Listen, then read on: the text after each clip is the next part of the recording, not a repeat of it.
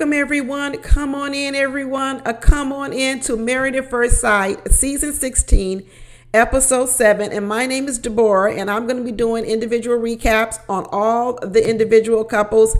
Plus, I'm going to do a recap on the after party. I'm going to upload them separately, and then hopefully tomorrow I'll compile them. And those of you who like to watch the whole thing straight for an hour or so, you can watch the whole thing. Now we're moving on to Chris and Nicole, and dun da da dun da da dun da da.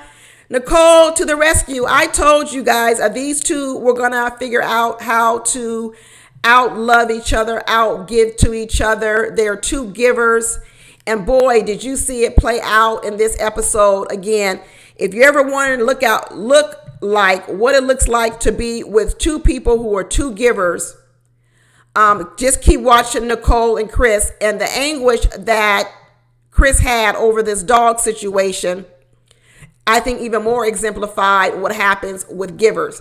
When Chris was crying, I was like, did somebody die? What happened? And then we find out that the whole thing is because they can't have 3 dogs at this apartment.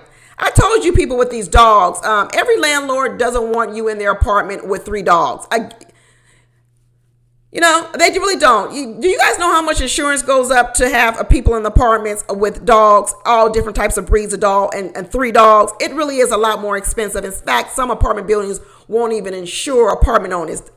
I'm telling you, I know what I'm talking about here. So then when you bring in 3, everybody thinks about, it's just a bad landlord. No, why can't you guys do something different? 3 dogs, 1, okay, but 3 dogs, 2 dogs, you having 2 dogs? It's really too hard to pair up with people when you're bringing so much stuff in the relationship. You're making it hard. And we find out that Chris's dogs have separation anxiety, which means they're bad.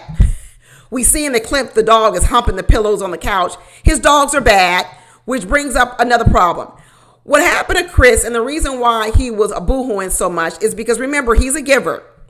And so when he was faced with this problem of 2 dogs, and we can't bring but 2 dogs, he realized in his own giving nature that, dang, this is what he's thinking. I'm going to have to give up my dogs. He was crying as if he was going to have to give up his dogs, and he was beside himself. He was beside himself. But here's the thing about a giver. A giver never thinks about what sacrifice they can ask of another person. They only think about what sacrifice they can make. And when the situation came with the dogs, he didn't even think about the solution that later on that Nicole comes up with, or even a variation of any other thing. All he could think about was, I'm going to have to give something in order to keep this marriage. And it was tearing him apart, because he's not used to having a partner. He's not used to having a thought partner. He's not used to having someone that comes along and says, you know what? You don't have to carry the entire burden. I'm here with you as well. I can give and you can give, and we can both make a sacrifice in some sort of kind of way so that you're not carrying the entire burden. He's not used to that. He's used to always the one giving 100%, making 100% of the sacrifices. And the thought of having to do that here with these bad dogs that he's got, he was beside himself. But he's with another giver. He's with Nicole. And guess what? When she saw this moment to come in and rescue her man, she put that cape on. She flew up in there. She got down on her knees and she was like, oh, absolutely not. This is where I thrive. This is where I thrive in coming up with solutions that I can give to you. And immediately she started thinking about, how can I give to my husband? That's what she said. This is a much different situation than last year with homegirl. Who was her name? I forgot her name. The crying man and the other girl, Justin and Alexis. That's their name, Justin and Alexis, where Justin had to make 100% of the sacrifice because he was dealing with a woman who was selfish. And that was Alexis. 2 different people. So here, some people might say, well, you know what? It seems as if that Nicole made out a sacrifice. And not necessarily, because what they did was they took in all the information and they made the best decision for the couple. First of all, we know that his dogs are bad, which means not too many people can keep them. Like he said, they go through separation anxiety, which means they tear up the house when he's gone, which means nobody can keep those dogs. So, and then we also know that he hasn't had any family in town. So in the moment, Nicole actually had more resources in that situation. She had more options than he did. And what she did was she offered her options.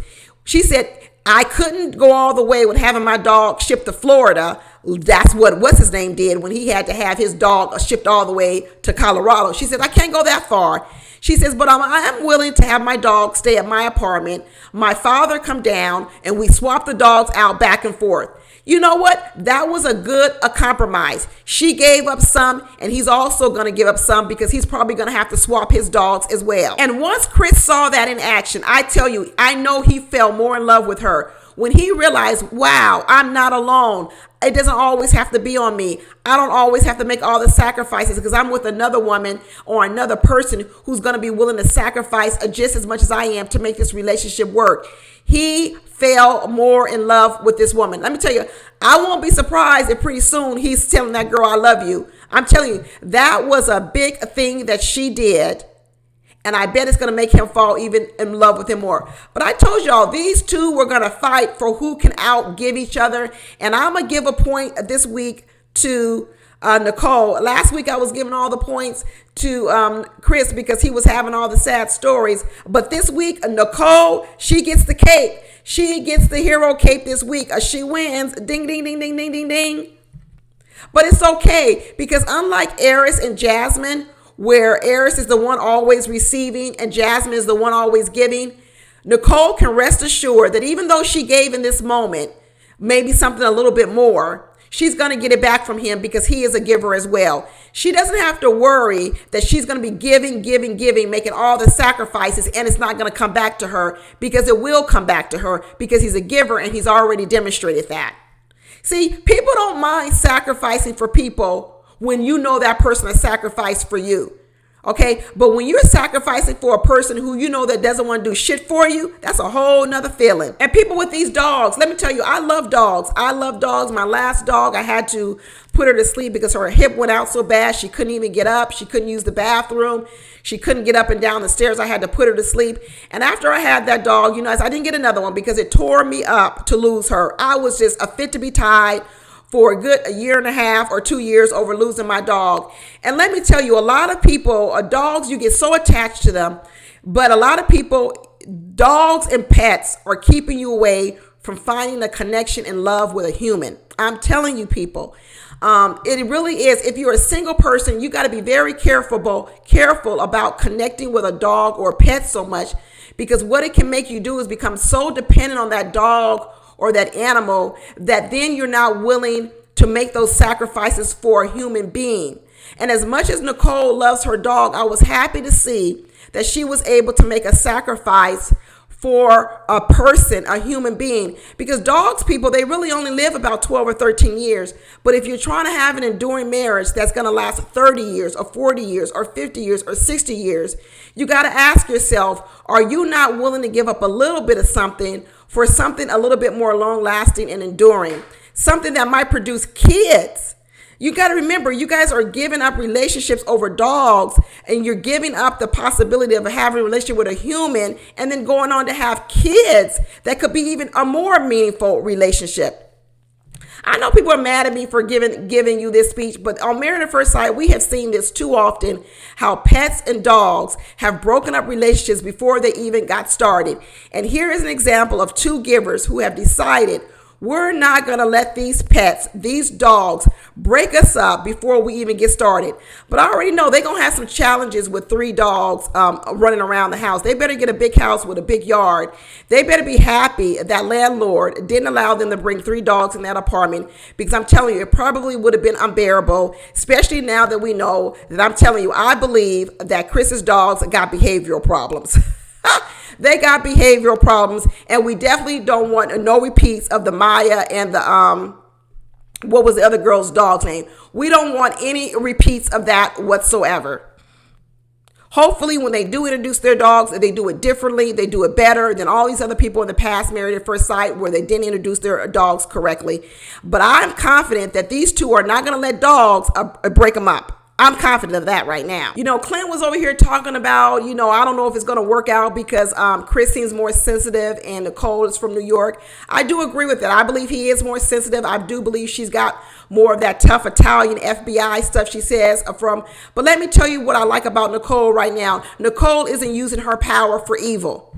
She absolutely probably is more emotionally strong than Chris, but right now she hasn't shown any signs of using her emotional power for evil, as opposed to Clint, that when he realizes he has emotional power or some type of a superior position, he uses it for evil and he can put a person down. See, it's nothing wrong with being stronger than another person as long as you don't use it for evil and to tear down the other person. Sometimes you can use your strength to hold up another person, and that's what Nicole did.